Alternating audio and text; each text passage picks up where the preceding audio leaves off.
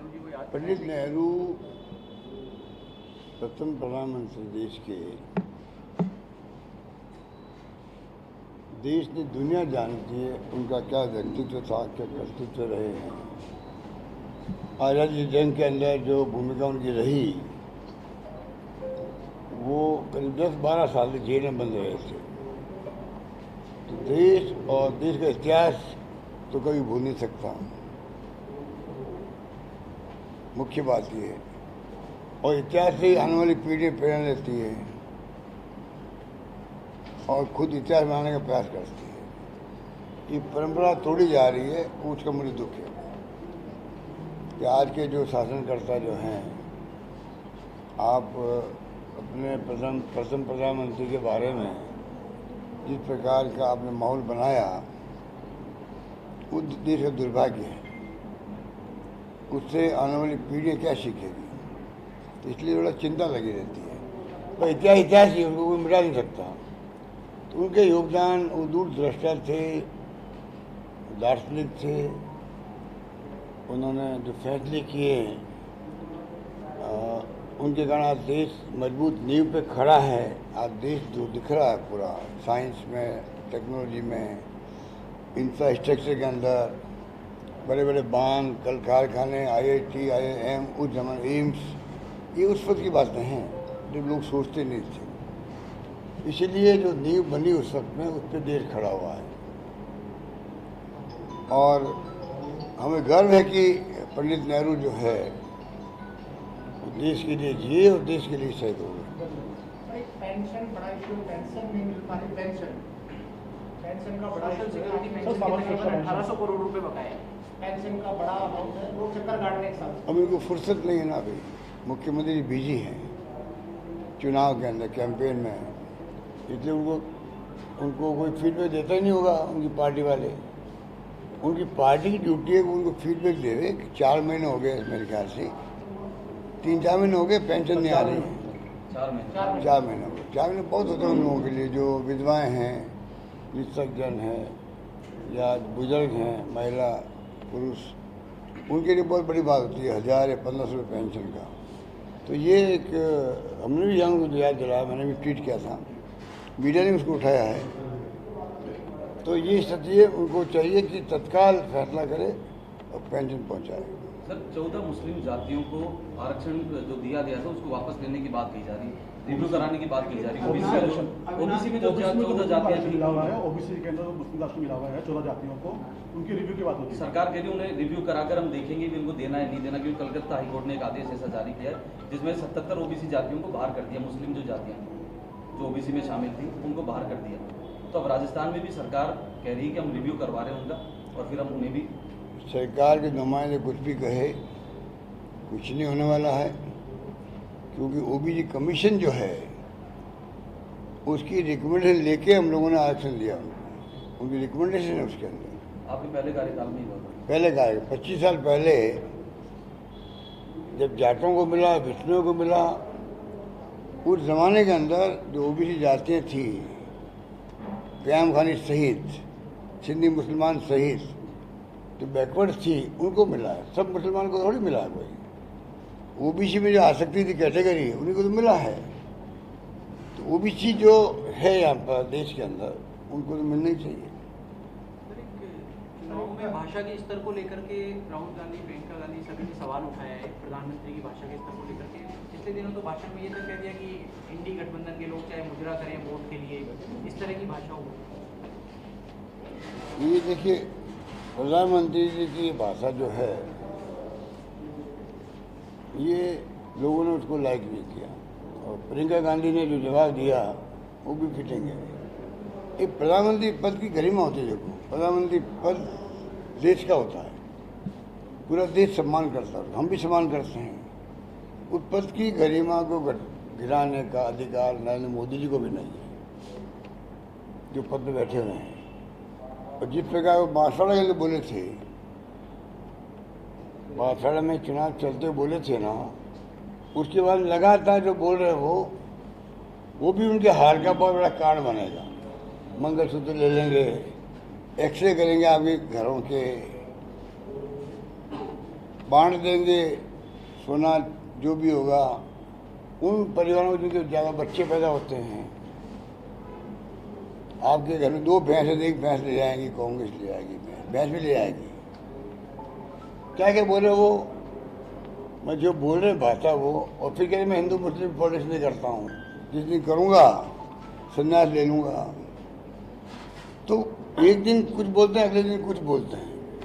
ये पूरा देश देख रहा है, और जितनी बार वो बोल रहे हैं उतनी बार संभावना बढ़ जाती है इंडिया गठबंधन के चुनाव में कामयाब होने की। पूरे उनके आप देखेंगे 15-20 दिन का अगर उनके बयान, अडानी अंबानी, राहुल गांधी ने बोलना बंद कर दिया है जब से चुनाव चालू हो गए हैं। वो बड़ा मुद्दा है, इलेक्ट्रोल बॉन्ड का बड़ा मुद्दा है। मुद्दे ही मुद्दे हैं, असली मुद्दे हैं, उस पर ध्यान नहीं दे रहे हैं। बेरोजगारी है या महंगाई है, किसानों के मुद्दे जो हड़ताल करें, किसान अभी तक बैठे हैं धूप के अंदर भी, गर्मी के अंदर भी, 700 किसान मारे गए थे, वो मुद्दे नहीं है कि देश के अंदर। इलेक्शन में मुद्दे आने चाहिए थे, उस पर वो मुद्दों को डाइवर्ट करके क्या बोलें, कभी खुद का मैनिफेस्टो बोल गए हैं। कांग्रेस के मैनिफेस्टो का पोस्टमार्टम हो रहा है। ये हमारी उपलब्धि बहुत बड़ी है कि कम से कम ने मजबूर कर दिया शानदार राहुल गांधी ने, खड़गे साहब ने मिलकर जो मैनिफेस्टो बनाया है भारत जोड़ो यात्रा को लेके, भारत जोड़ो न्याय यात्रा को लेके, 5 न्याय और 25 गारंटी दी जो है ना, ये डॉक्यूमेंट है, परमानेंट डॉक्यूमेंट है ये कांग्रेस का, 25 साल की गई। उससे वो इतने तिलमिला गए थे प्राइम मिनिस्टर खुद अमित शाह जी। 2 लोग राज करते हैं, उससे इतने घबरा गए, उसके बाद में इनकी भाषा ही बदल गई है। ये मैनिफेस्टो तो मुस्लिम लीग का मैनिफेस्टो है। क्या हो रहा है? ये स्थिति बन गई कि ये अपने एजेंडा पर आ ही नहीं पा रहे हैं। जवाब देना पड़ रहा है कांग्रेस के, राहुल गांधी जी की बातों को जवाब देना पड़ता है प्राइम मिनिस्टर को। उसी में पूरा कैंपेन कर लिया उन्होंने, राहुल गांधी का नाम ले के कैंपेन कर दिया। वो खटाखट खटाखट खटाखट खटाखट आ गए। आप बताइए, गारंटी चुरा ली हमारी, गारंटी भी हमने दी थी, उसको चुरा लिया। ये मोदी की गारंटी है, और खटाखट खटाखट खटाखट उसी को आ गए। तो मोदी जी को ऐसा घेरा है राहुल गांधी अकेले ने और खड़गे साहब ने मिलकर के, ऐसा घेरा है, वो घेरे से बाहर नहीं आ पा रहे हैं। उस घेरे बाहर आ ही नहीं रहे हैं, मुद्दे पे बात कर नहीं रहे हैं। वोट किस बात का मानना चाहिए इनको, जिसके लिए गर्व करते हैं। 10 साल की उपलब्धि हमारी ये है, 10 साल का कार्ड, अचीवमेंट का कार्ड जारी करते ही है, और जाती जनता के बीच में वही 10 साल में हमने उपलब्धि हासिल की। ये वादे पूरे किए, ये वादे नहीं पूरे किए, हमारी मजबूरी थी, हम माफ़ी मांगते हैं आपसे, सॉरी फील करते हैं। कोई बात नहीं, जनता माफ़ कर देती। आप तो कह रहे बस हमने सब कुछ कर दिया है, बात करते नहीं उन मुद्दों की। और कांग्रेस मैनिफेस्टो का पोस्टमार्टम हो रहा है, ये बात उन्होंने लिखी हुई है, उसको वो एक्सप्लेन कर रहे हैं, मजाक उड़ रहे हैं उनकी। पंडित नेहरू देश में सबसे लंबे समय तक प्रधानमंत्री रहे, उनकी पुण्यतिथि जयंती पर कार्यक्रम सरकार की तरफ से आयोजित हो नहीं रहे, और उनका रिकॉर्ड तोड़ने की बातें की जा रही है कि उनसे ज़्यादा समय तक प्रधानमंत्री रहे। क्या ऐसा संभव? वो तो कोई प्रयास करे तो हमें ऐतराज़ नहीं होना चाहिए। वो तो देखिए राजनीति में हर व्यक्ति चाहता मैं अपना रिकॉर्ड बनाऊँ, उन्हें हमें ऐतराज़ नहीं है। ऐतराज़ ये है कि जिसने देश के लिए त्याग बलिदान किए हैं, इंदिरा गांधी ने बलिदान किया, पाकिस्तान 2 टुकड़े कर दिए। आप बताइए, इतना बड़ा फैसला उन्होंने किया, खालिस्तान नहीं बनने दिया, देश एक अखंड आया, रशिया के टुकड़े नहीं हुए।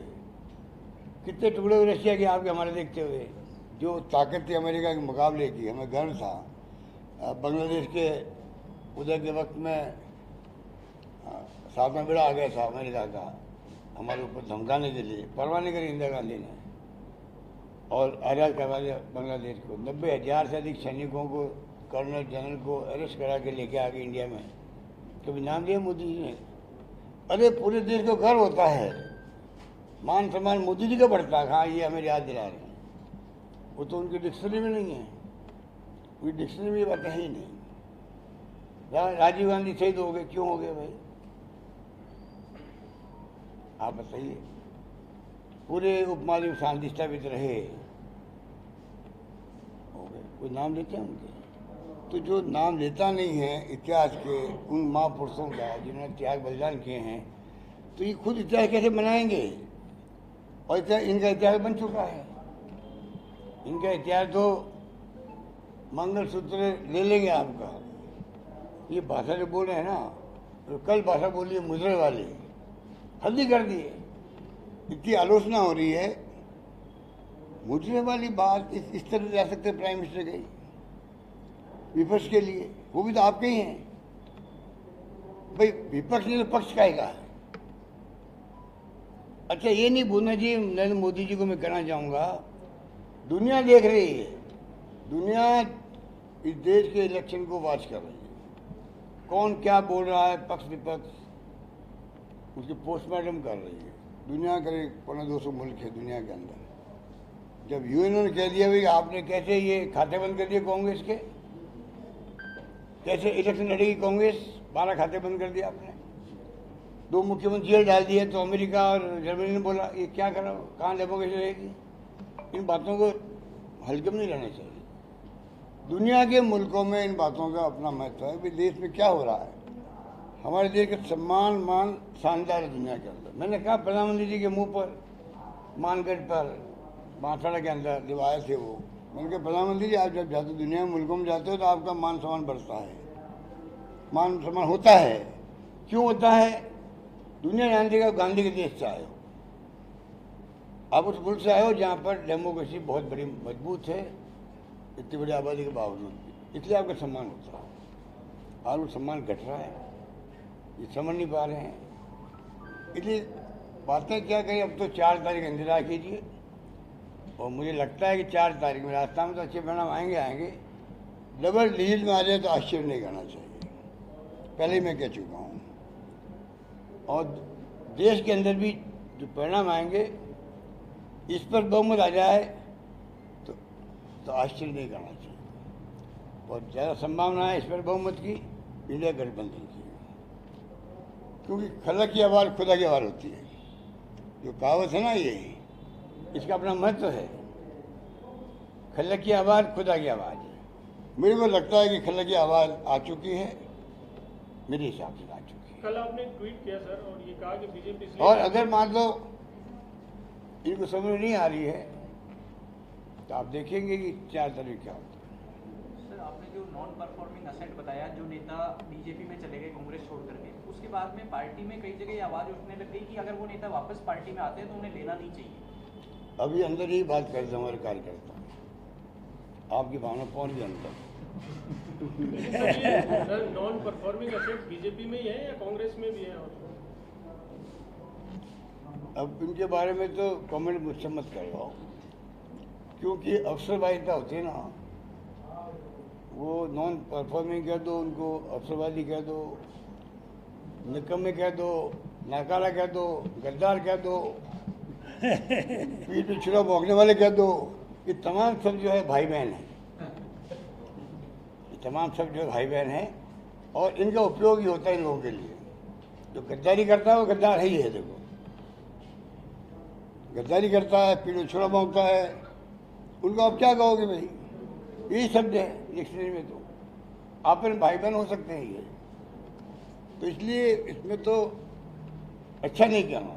5 साल राज करे और जब संकट में हो अब चले जाओ छोड़ करके। अरे ये वक्त था अभी काम करने का, इत्यादि उससे बनता है। मैं आपके सामने खड़ा हूँ, इंदिरा गांधी चुनाव खुद हार गई थी, साफ हो गई कांग्रेस उत्तर भारत के अंदर, एक सीट आई थी नाथुराम मिर्जा की। तब हम लोगों ने मजबूती दिखाई। उसका परिणाम है चुनाव के बाद में जब आंधी चली इंदिरा गांधी के वापस अच्छे दिन आए। आज हिंदुस्तान में मैं बार बार कहता हूँ, जो मेरी पीढ़ी के लोग हैं जो 1980 के अंदर MP बन गए, सारे देश के अंदर वो नौजवान जो हैं 40 साल हो गए, 42 साल हो गए हैं, उन्होंने राज किया है। केंद्रीय मंत्री, AICC के महामंत्री, प्रदेश कांग्रेस अध्यक्ष और मुख्यमंत्री, चारों जगह पर उन्होंने किया है। संकट के वक्त साथ दिया, तो ये कांग्रेस की खासियत है, गांधी परिवार की खासियत है कि जो संकट में साथ देता है उसको मांगने की जरूरत नहीं रहती है। और जो गद्दारी करते हैं, फिर भी छुरा भोंकते हैं, वो भी रहते हैं पार्टी के अंदर, वही पार्टी में रहते हैं। पर ये अवसरवाहिता होती है। और मैं समझता हूँ कि मैं कहना चाहूँ उन लोगों को भी, उनको मैं कहना चाहूँगा कि देखिए, कल आपका है, आने वाली पीढ़ी का है, और उम्र तो कोई रोक नहीं सकती हमारी। उनको चाहिए कि वो अपने आप को इस पर व्यवहार करें जिससे कि आने वाले 15-20 साल बाद में वो एसेट रहे कांग्रेस के लिए, लाइबिलिटी बन जाए। ये कांग्रेस जैसी पार्टी जो है, देश एक अखंड रखे हुए हैं।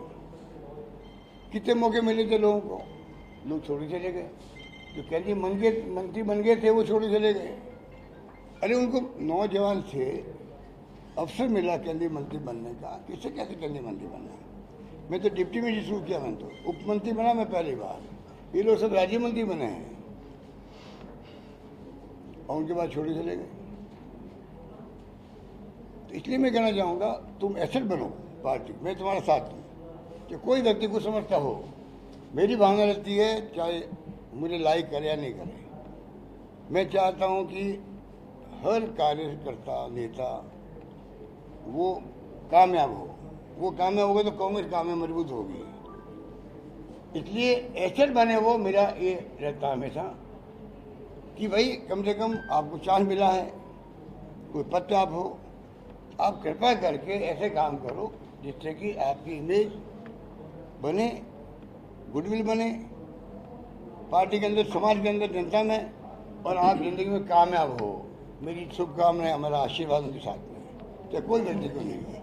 इसलिए जो खड़ा होता चुनाव में, मैं लेता हूँ ये कौन से किसकी तरफ से टिकट लेके आ गया है। जीतना चाहिए वो आदमी, वो जीतेगा तो खाते में जाएगा खड़गे साहब के, राहुल गांधी के, और कांग्रेस खाते में जाएगा। मैं ही देखता हूँ, इन देखता हूँ, इसको हरा दो, इसको सबुड़ेज कर दो, ये कोशिश करो। मैं ही नहीं करता हूँ, कुछ लोग करते हैं।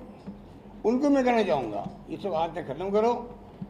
आने वाला वक्त आप जीत भी जाओगे, कल मान लीजिए 4 तारीख को, सभी चुनौती भरा टाइम आएगा आपके सामने, क्योंकि इतना बर्बाद कर दिया है 10 साल में इस सरकार ने। आरएसएस जो भारतीय जनता वाले लोग हैं, इनकी फितरत अलग तरह की है, बदले की भावना काम लेते हैं। देखिए राजस्थान के अंदर, और डॉक्टर भंडारी जिसने 3-4 बजे सुबह रात भर दौरे करता रहा कोरोना के अंदर, पूरे कोरोना के अंदर एक पेशेंट समाता था वो आदमी।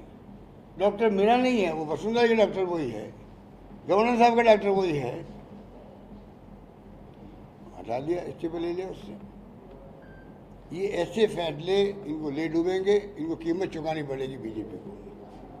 तो इनकी फितरत के अंदर है, सरकार आते ही आप बदले की भावना से काम कर देते हैं। हम लोग सरकार आते हैं, हमारा मन करता ही नहीं, जब आरएसएस का बीजेपी का है कि तंग करने का, परेशान करने का मन ही नहीं करता है।